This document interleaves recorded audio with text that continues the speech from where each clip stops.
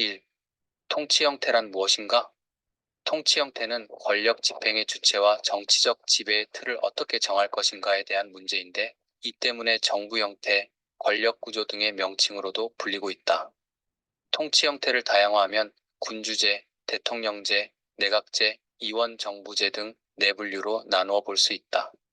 사람들의 이러한 상호작용 중에서 정치적 측면에서 바라보았을 때 가장 대표적이고 어떻게 보면 가장 기본적인 틀로서 거론되는 것이 정부 형태이다. 정부의 형태는 각 나라의 정치 현상을 나타내고 이러한 정치를 어떻게 해나갈 것인가, 누가 주체가 되어 어떤 방법으로 해나갈 것인가 라는 질문을 던져준다. 각 나라별로 대통령제로 나라를 운영해야 할 배경이 있었고 의원내각제로 운영해야 할 배경이 있었으며, 또한 대통령제와 의원내각제가 혼합된 형태의 이원집 정부제로 나라를 운영해야 할 때도 있다. 이에 아래서는 대통령제와 의원내각제, 이원집 정부제의 특징, 그리고 이에 따른 정부 형태, 장점과 단점, 각 나라별 사례를 알아보고 그에 대해 자세히 알아보도록 하자. II. 대통령제의 정의 및 특징. 1. 정의 및 특징. 의회로부터 독립하고 의회에 대해 책임을 지지 않는 대통령 중심으로 국정이 운영되고 대통령에 대해서만 정치적 책임을 지는 국무위원에 의해 구체적인 집행 업무가 행해지는 정부 형태. 의원 선거를 통한 의회 구성 및 대통령 선거를 통한 행정부 구성은 각각 민주적 정당성을 지니므로 대통령제는 이중적 정당성 듀얼 러지터머시의 특성을 보임. 특징.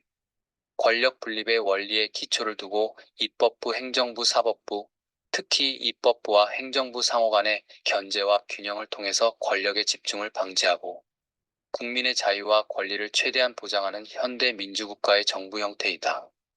이는 대통령 중심제 또는 대통령 책임제라고도 한다.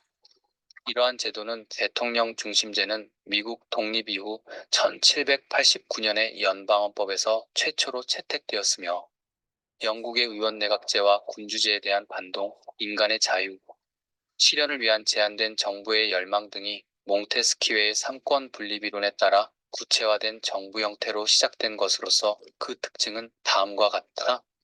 대통령제에서는 대통령을 수반으로 하는 행정부의 성립과 존속이 의회로부터 완전히 독립되어 있다.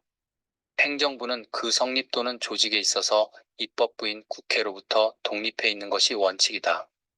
즉, 행정부의 수장인 대통령은 국민에 의하여 선출되며 정부는 대통령의 자유의사에 따라 조직되는 것이 원칙이며, 대통령은 국가 수반인 동시에 행정 수반으로서의 지위를 가진다. 행정부는 그 존속이나 지위에 있어 국회로부터 독립되어 있다. 즉, 대통령의 국회 예산권이 없는 대신 국회의 대통령 불신임권을 인정하지 않는다. 따라서 대통령은 그 임기 동안은 국회의 신임을 조건으로 하지 않고 국회에서 불신임될 염려 없이 명실상부한 행정부의 수장으로서 존재한다.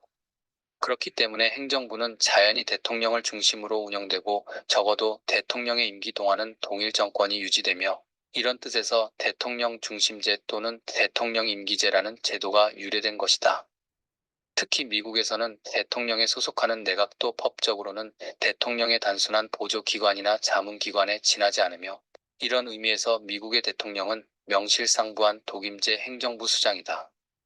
이 제도는 분립 또는 분리의 원리에 따라 국회와 행정부의 조직이나 작용에 있어서 가능한 한 양자를 분리시키고 있다. 이 제도 밑에서는 국회의원과 행정부 공무원의 겸임이 인정되지 않는 것이 원칙이다. 이 제도 밑에서는 행정부의 법률 제한권이 없고 행정부 공무원의 국회의 출석 발언권도 인정되지 않는 것이 원칙이다. 미국의 예를 들면 정부의 법률 제한권은 수권 규정이 헌법에 명문화되지 않았기 때문에 인정되지 않는다고 해석되고, 행정부 공무원의 국회 본회의의 출석 발언의 금지는 엄격한 헌법 해석이라기보다는 권력 분립을 존중한다는 정치적 입장에서 유래된 것이라 할 수 있다. 이 제도에서는 국회와 행정부 양자 간의 견제와 균형이 강조된다. 그래서 입법부와 집행부의 상호 억제와 균형을 위해 미국에서는 대통령이 법률 안거부권을 가지는 대신 국회의 상원은 조약의 비준과 고급 공무원 임명에 대한 동의권을 가지며, 또 일반적으로 국회는 행정기관의 설치와 활동에 관한 법률 제정, 예산심해, 국정조사, 탄핵 등을 통하여 행정부를 견제하고 있다. 이 대통령제 정부 형태. 첫 번째로 일반적으로 미국을 전형으로 하는 대통령제 정부 형태를 의미하고, 이는 입법, 행정 그리고 사법의 세권 분립 제도가 비교적 엄격하게 지켜지고 있는 정부 형태를 가리킨다고 할 수 있다.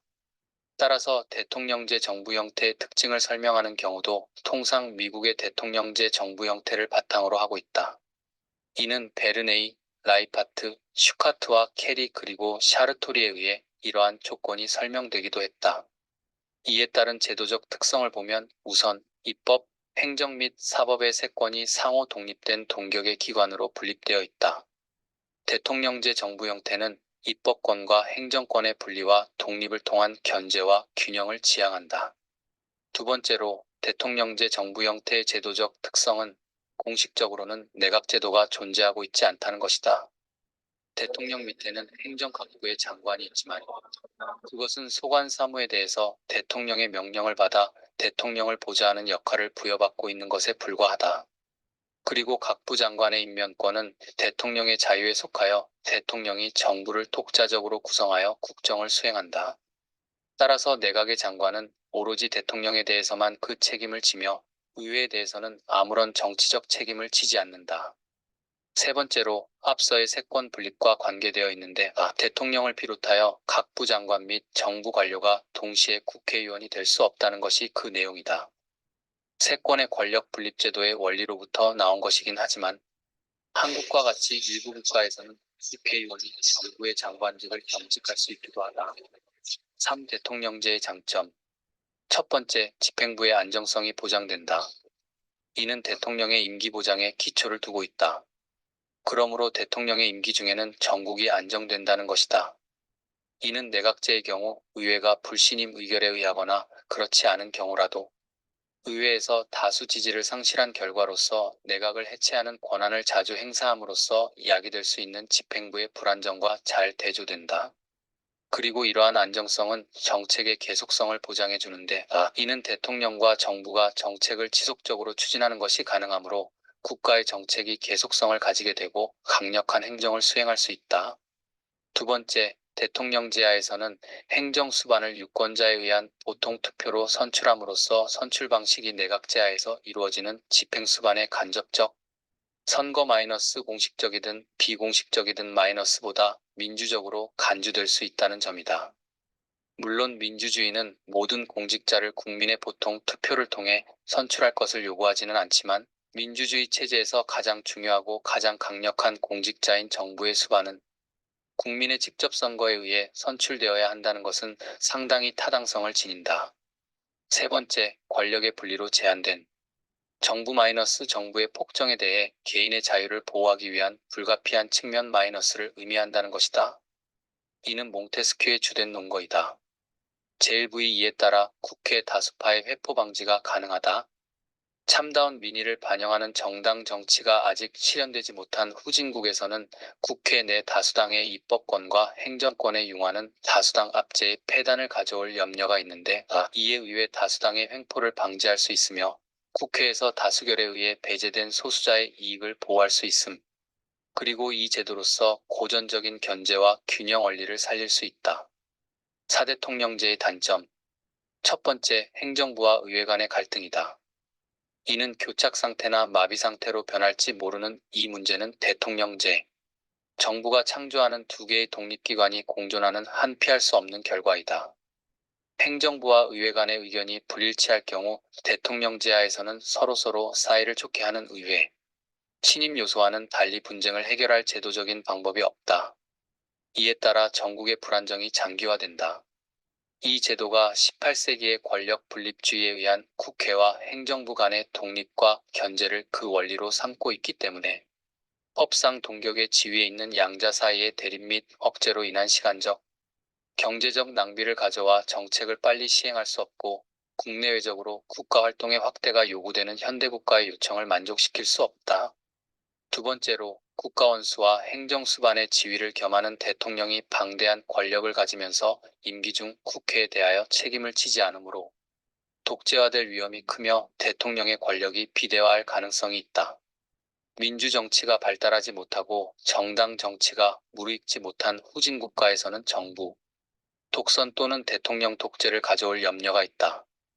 평화적, 합법적으로 대통령을 임기 전에 바꿀 수 없으므로 무력혁명이 일어날 위험이 많은 동시에 대통령도 그 뜻에 반하는 국회를 해산할 수 없으므로 국회에 대한 불법적인 탄압, 국회의원 선거 간섭, 심지어는 쿠데타까지도 서슴지 않을 염려가 있으며 국정 운영의 책임이 대통령과 국회에 나누어져 민주정치의 기본 원리인 책임 정치의 원리가 확립되지 못한다는 점 등이다. 즉, 대통령제는 승자만이 모든 것을 가진다는 기반 위에서 운영되는 점이다. 린치는 그러한 게임이 갈등을 불러일으키는 잠재력을 가지고 있는 제로섬 게임의 민주주의 정치를 만든다. 고하였다. 세 번째, 일시적인 경직성이다. 린치는 주장하기를 대통령의 고정된 임기는 정치 과정을 사건이 요구할지 모르는 연속적인 재조정을 위해 남겨놓을 틈도 없이 비연속적이고 한정된 기간 속으로 뛰어들게 한다. 고 주장하였다. 오각 나라의 사례 연구. 대통령제는 미국에서 매우 성공적으로 운영되고 있는데 그 주요 요인으로 연방 국가적 구조에 의한 수직적 권력 분립의 정착, 권력 통합을 방지할 수 있는 지방 분권적 정당 조직의 특수성, 사법권의 강력한 권력, 통제적 기능, 여론의 정치 형성적 기능과 그 효과, 정치인과 국민의 투철한 민주의식과 현명한 정치 감각, 각종 선거의 공정한 시행을 통한 민주적 정당성의 확보와 평화적 정권 교체의 기회 보장 등을 들 수 있다. 한편 미국으로부터 정치적으로 많은 영향을 받고 있는 중남아메리카 제국과 동구권의 여러 국가, 우리나라를 비롯한 아시아 제국들은 원칙적으로 대통령제를 채택하고는 있지만 고전적 대통령제와는 차이가 나는 변형된 모습을 보인다. 이들 지역에서는 의원 내각제적 요소를 적절히 가미하여 그들 국가의 정치적 풍토에 알맞은 정치 제도를 정착시키려는 노력이 두드러지고 있다. 한국의 경우 재헌헌법에서 국무위원을 두어 의결기관으로 한 것이라든지 정부의 법률 안제 출권 등을 부여한 것이 그 대표적인 예이며 그 후 헌법 개정 과정에서 나타난 국회의 정부 불신 인권 국무총리와 국무위원의 연대 책임 또는 개별적 해임권에 대통령의 국회 해상권, 국회의원의 국무위원 겸직 허용 등이 바로 그것이다. 6. 미국의 대통령제 건국의 아버지들이 당시 권력 집중과 남용을 우려했던 것은 대통령이나 행정부가 아니라 입법부였다. 헌법 제정 초기에는 의회의 권한을 어떻게 통제할 것인가에 보다 큰 관심이 놓여 있었다. 의회를 상원과 하원으로 양분하고 두원이 동일한 권한을 갖도록 분리한 것도 바로 이러한 문제의식의 발로이다. 양원의 선출 방식이나 임기를 각기 다르게 한 것도 마찬가지의 우려가 반영된 결과이다. 또한 대통령과 사법부 역시 거부권 비토이나 심사권 주디셜 리뷰를 통해 입법 과정에 개입할 수 있도록 한 것도 대중적인 요구에 취약한 입법부의 독주를 견제하기 위한 것이다. 대통령의 거부권은 법안 전체를 대상으로 하는 것이다. 역대 미국의 대통령들은 의회를 통과한 법률안 가운데 일부 조항만을 거부하는 항복별 거부권 라인 아이텀 비토를 갖고 싶어 했다. 1996년 항목별 거부권 법안이 제정됨으로써 클린턴 대통령은 처음으로 이러한 권한을 행사할 수 있었다. 의회에서 통과되어 대통령에게 보낸 법안은 10일이 경과할 때까지 대통령이 거부권 행사만 하지 않는다면 의회가 회기 중이라면 대통령의 서명 없이도 자동적으로 법안으로 확정된다. 그러나 그 열흘 사이에 의회가 휴회하게 될 때 대통령이 서명을 하지 않고 내버려두면 그 법안은 자동적으로 폐기되고 만다. 이를 보류 거부권 파컷 비토이라고 한다. 입법부뿐만 아니라 대통령 역시 제도적으로 견제받는다. 대통령은 자신의 정책과 권한 행사에 대해 우선 의회로부터 제약을 받는다. 대통령은 행정부와 사법부 주요 직책에 대한 인사권을 갖지만 의회는 이에 대한 견제의 권한을 갖는다. 대법관, 연방법관, 장관을 비롯한 행정부 고위관리, 대사 등은 임명 전에 의회가 인사청문회를 통해 자격을 심사하고 상원의 인준을 받아야 한다. 외국과의 조약 체결도 상원의 동의가 필요하다. 의회 또한 대통령, 부통령 그리고 장관 등의 고위 공무원이 중요한 범죄를 범했을 때 탄핵할 수 있는 권한을 갖고 있다. 마이너스 의회를 통과한 법률에 대해 행사하는 대통령의 법률안 거부권에 대해서도 의회는 이를 무력화할 수 있는 권한을 갖고 있다. 대통령이 거부권을 행사한 법안을 상원과 하원이 각각 23회 찬성으로 재의결하게 되면 대통령의 거부권은 무력화되고 그 법안은 법적인 효력을 갖게 된다.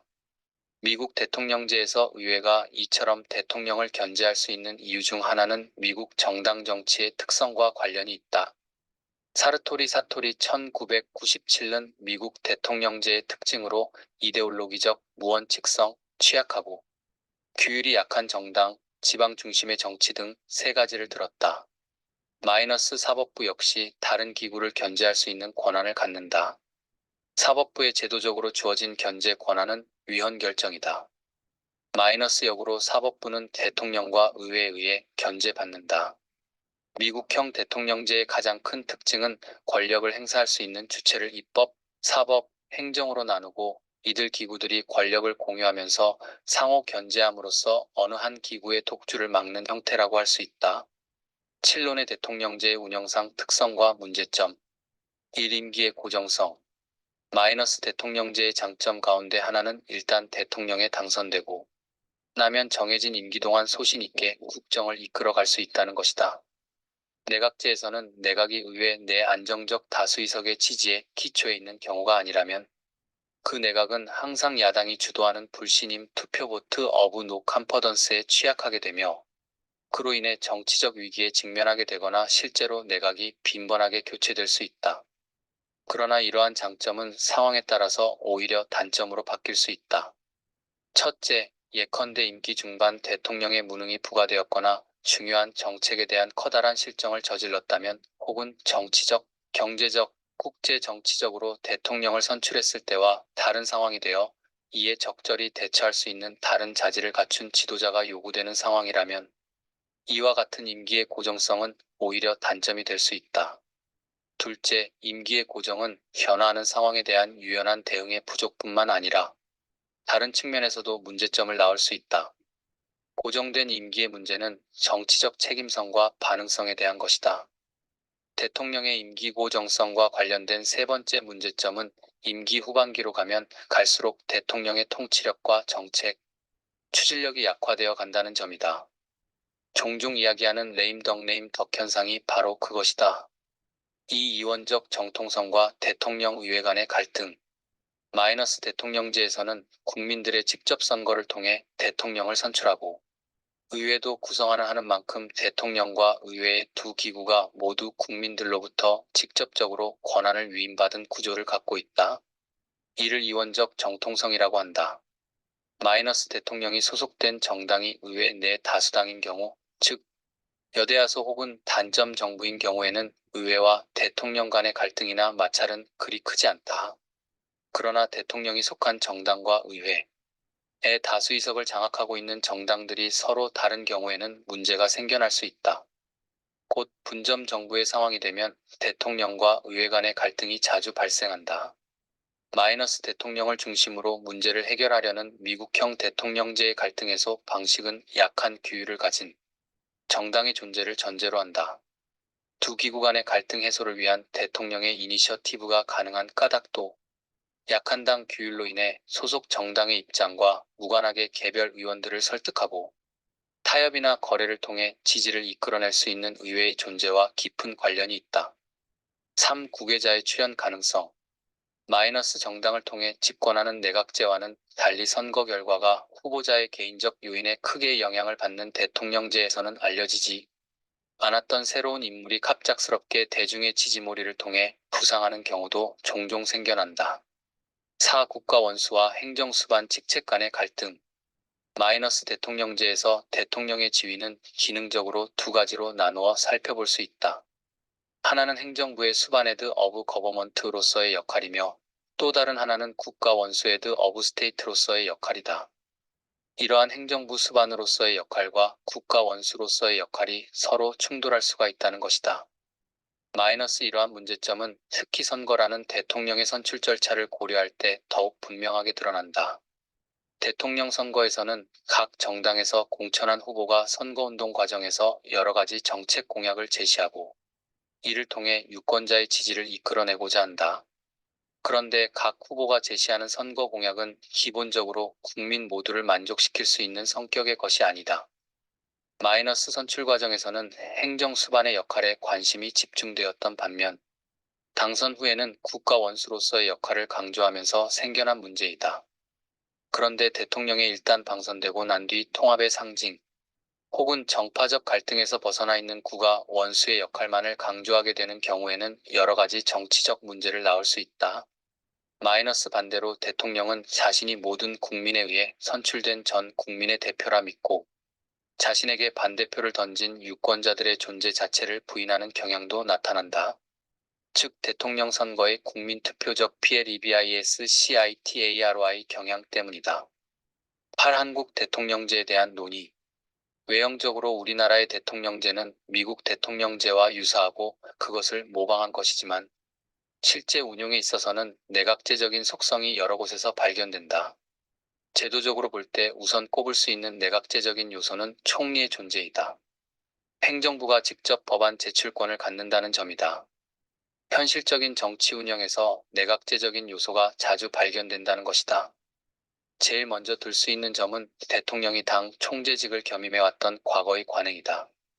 또 하나의 정당 정부의 특성으로 제기될 수 있는 것이 당정협의 또는 당정회의이다. 연립정부적인 형태의 국정운영 방식이다. 국회의 국무총리와 국무위원 해임권이 한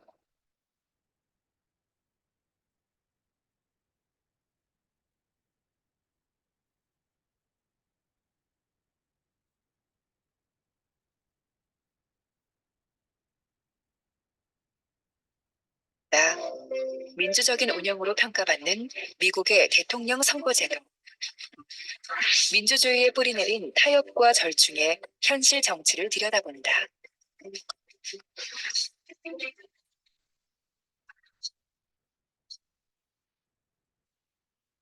50여 개의 자치구와 1개의 수도주로 이루어진 연방국가로 인구 3억 명이 넘는 다양한 민족으로 구성된 세계 최대의 이민국가로서 정치, 경제, 군사, 문화 면에서 자타공인된 강대 국가.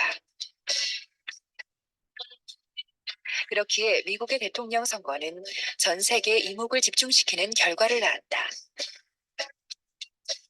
세계 최초로 대통령제를 탄생시킨 미국.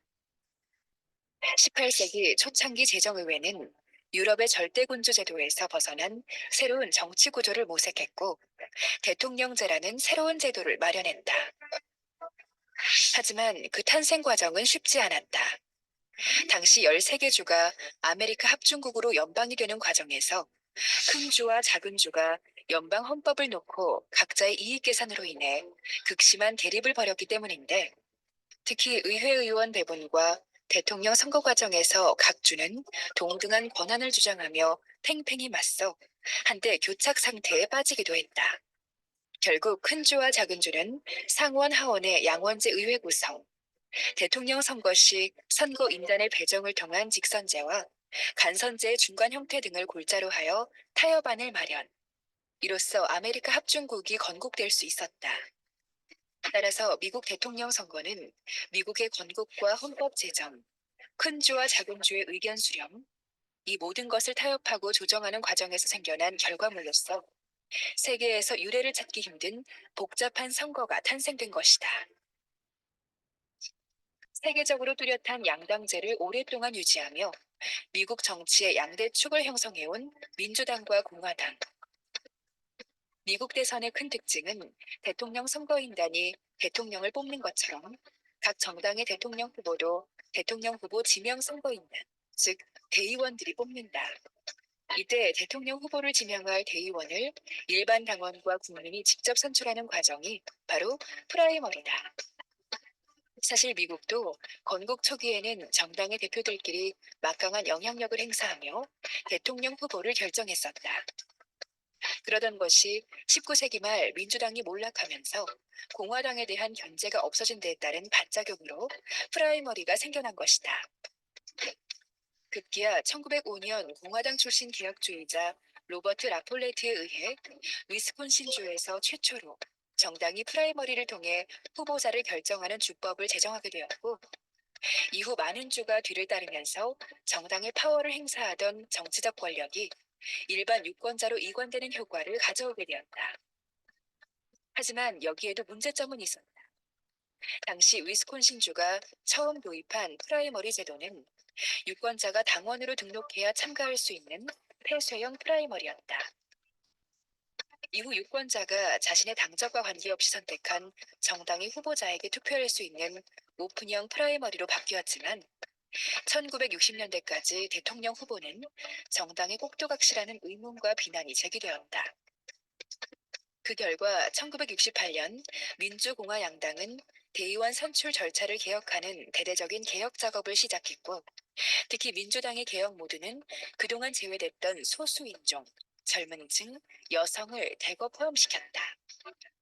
그리하여 1972년 마이애미 비치에서 열린 민주당 전당대회는 미국 역사상 젊은이와 여성, 흑인들이 가장 많이 대의원으로 참가하며 정치사의 새로운 장을 열었다. 그런 개혁 과정이 있었기에 현재 대의원 선출 방식이 프라이머리와 코커스로 자리 잡게 된 것이다. 두 선출 방식 모두 대통령 선거가 있는 해 1월에 시작해 6개월 정도 치러진다는 점은 같지만, 이 둘은 엄연히 차이가 존재한다. 먼저 프라이머리는 일반 유권자들이 후보별로 투표를 실시해 그 결과에 따라 대의원을 뽑는 방식이지만, 코커스는 당원들이 마을이나 지역구별로 집회를 열어가며 전당대회에 나갈 대의원을 뽑는다는 차이가 있다.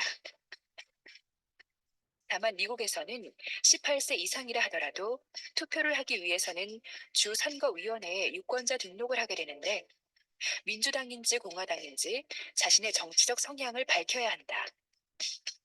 1960년대 후반 이후 프라이머리 도입이 증가하면서 2012년 대선에서는 38개 주에서 이 방식을 채택했다. 이렇게 주마다 정해진 프라이머리와 코커스를 거치는 과정에서 특히 3월 첫째 화요일은 대세를 1차 판가름하기 때문에 슈퍼 화요일로 통한다. 캘리포니아, 뉴욕 등 미국의 10여 개 주에서 이 슈퍼 화요일에 예비 선거를 치르는데, 이때 후보 지명을 할 수 있는 대의원의 과반수가 결정되는 날이어서 민주공화 양당의 대통령 후보를 결정짓기도 한다. 이런 과정을 통해 대의원의 과반수를 획득한 사람이 7, 8월에 열리는 각 당의 전당대회에서 대통령 후보로 확정이 되고, 이 후보들은 11월 선거까지 상대 후보와 치열한 접전을 벌이게 되는 것이다.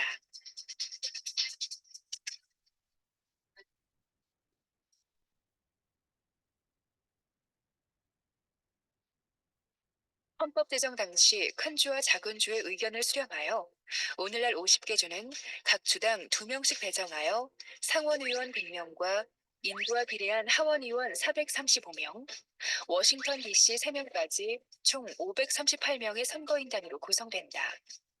대통령 후보가 확정되면 전 국민은 대통령을 뽑아줄 선거인단을 선출하게 되는 것이다. 그리하여 11월 첫째 월요일에 속한 주의 화요일에 투표를 실시하여 총 득표수가 한 표라도 많은 쪽이 당의 그 주의 선거인단 전체를 차지하는 승자 독식 방식의 결과에 따른다. 선거인단 538명 중 과반수인 270명을 얻으면 당선되기 때문에 이날 사실상 차기 대통령이 결정되는 셈이다. 이후 12월의 둘째 수요일 이후 첫 월요일에 대통령 선거를 실시한 후 다음해 1월 6일 공식 발표함으로써 미국 대선의 대단원에 막이 내린다.